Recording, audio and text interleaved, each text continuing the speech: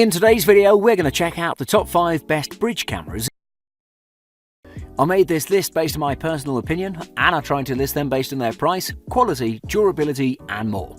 To find out more information about these bridge cameras, you can check out the description below.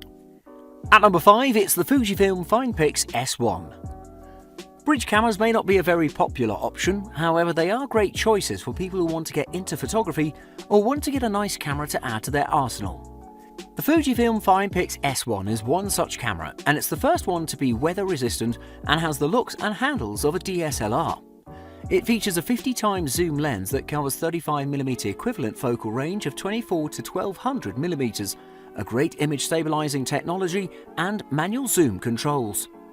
The Fujifilm FinePix S1 looks exactly like a DSLR camera, just without the interchangeable lenses. In this camera you get a fixed lens with a great range. It has an all-black design, it's very sturdy and ergonomic with its deep textured grip that'll help you through shooting. Combined with a battery and SD card, the Fujifilm FinePix S1 weighs just 24 ounces and measures 5.2 by 3.6 by 4.3 inches when it's off. Enough to fit in every bag, a pretty compact package.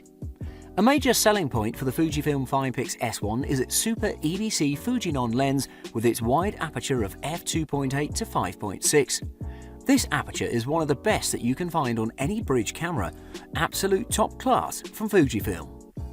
The AF assisted lamp also provides faster and more precise autofocus.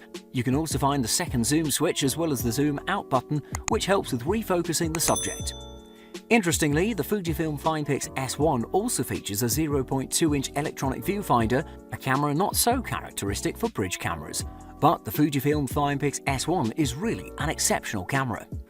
The camera has a 0.5-inch 16.4 megapixel sensor. It's great for beginner users, and even the seasoned veterans will find it very pleasing. Overall, the image quality was amazing. The accuracy and depth of the color were very vibrant.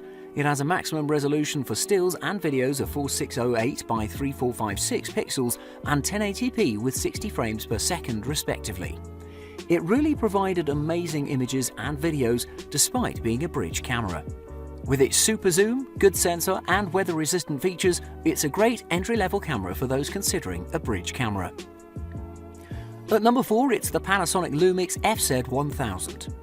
As expected from Panasonic, the Lumix FZ1000 is a great bridge camera that provides high-quality images and videos for its class and gives you an amazing DSLR feel with a versatile 16x optical zoom without spending thousands of dollars.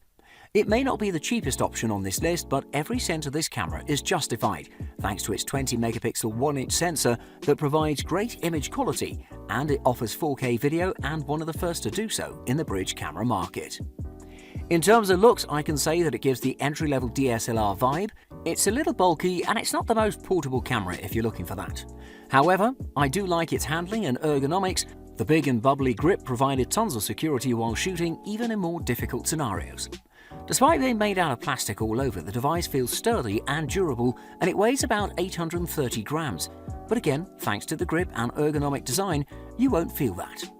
Just like in a DSLR camera, the Panasonic Lumix FZ1000 offers a good amount of manual controls. Although you won't locate dials for all core shooting parameters, there are function buttons which you can set to control various things depending on your preferences.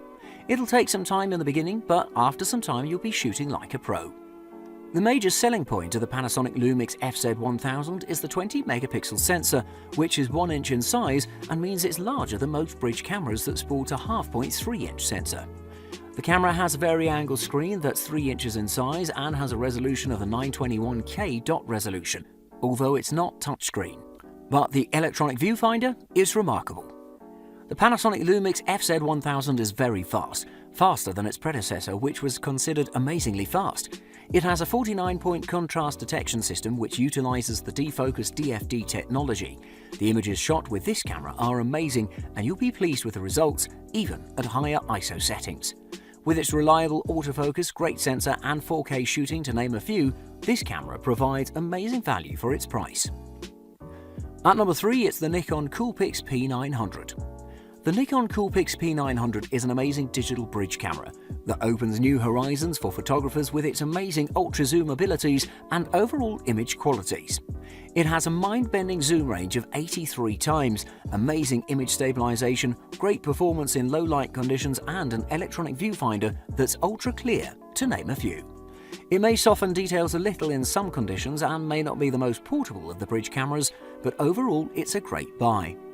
Design-wise, it's shaped like a traditional DSLR camera, and it is a big camera overall that weighs 2 pounds and measures at 5.5 by 5.5 by 4.1 inches.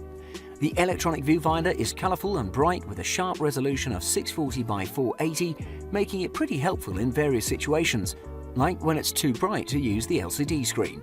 I also found it particularly useful in high zoom ranges for stability. The vari-angle LCD can be flipped and rotated through 270 degrees, giving you access to different and interesting shooting opportunities such as selfies. There are 2 zoom levers in the camera. The second extra one was very convenient and a nice addition. It's located on the side of the lens barrel. I've even found the other controls very intuitive and easy to use, and I could easily recommend this camera even for beginners.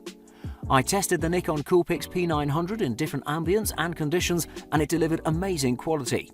The colours were very accurate and natural, and the detail was pretty good, but not as sharp as I expected. The edges were a little smoother, but the overall picture was very good. Despite having a small sensor, the long lens of the camera delivered great shadows and highlights, which will please even the most experienced photographers. The camera outputs the photos in just the JPEG format, not giving you any freedom in that aspect, as most photographers like RAW format. The extreme zoom was excellent as it retained amazing quality even at max zoom, and you could take remarkable photos. An amazing mid-range option, priced like an entry-level DSLR, this bridge camera will provide amazing ultra zoom that'll reveal great photographing opportunities. At number 2, it's the Sony CyberShot RX10 IV. The Sony CyberShot RX10 IV, put together simply, is the best all-in-one bridge camera that has a 20 megapixel 1-inch sensor and an amazing range of 24 to 600mm zoom, all packaged like a mid-range DSLR camera and priced like a high-end one. It has a stacked CMOS sensor and Bion's X processor, and it has the fastest lens you can find in any camera, with its ability to shoot 24 FPS in continuous autofocus. When it comes to design, the Sony CyberShot RX10 IV has not updated much from its predecessor, with a large and chunky body that is needed to house the 600mm lens. It feels like a mid-range DSLR with its big grip that's pretty ergonomic and provides the most secure grip that you can find. But it's not a camera that you can use with one hand because of its weight and size. However, most of the controls on the camera are very intuitively placed and easy to use. It doesn't take a long learning curve to get the hang of it. The Sony CyberShot RX10 IV has a 20.1 megapixel Exmor RS sensor utilizing a stacked architecture combined with on-chip memory and image processing that allows amazingly high readout speeds. Also, it's worth stating that the electronic shutter is very silent at high speeds and nearly eliminates the distortion from rolling shutter artifacts. The Sony CyberShot RX10 IV sports a 315-point autofocus technology which covers 65% of the area, while high-density AF tracking developed by Sony offers the camera to cluster groups of small focus points around the subject and does a particularly accurate job at it. I tested the autofocus in various scenarios and ambience, and during shooting still subjects, it focuses instantly, regardless of the zoom or where the focus point is placed. Also, it does it accurately and silently. It offers similar performance in low-light ambience, but at slightly slower speeds. Its biggest selling point, the continuous AF, works very well with moving subjects, such as wildlife or in sports, and it works perfectly. You really can't expect better. I have to mention the perfect image quality with vibrant colors and great detail. With amazing shadows and highlights, I couldn't find any caveats in the Sony CyberShot RX10 IV. And at number 1, it's the Nikon Coolpix P1000. The Nikon Coolpix P1000 may be a niche machine with interesting capabilities. However, I think with patience and perseverance, you could get shots that you couldn't get with other cameras. It takes telephoto to another dimension with its 3000mm f2.8 to f8 lens, and now you even get 4K video and RAW format support. On top of that, the camera may be a little larger, but it has a larger screen as well with full quality. It may have a high cost, but it's a beautiful camera to shoot with. The Nikon Coolpix P1000 is a hefty machine built with polycarbonate that weighs 1,415 grams with battery and memory card. Besides, it feels really big and premium item too.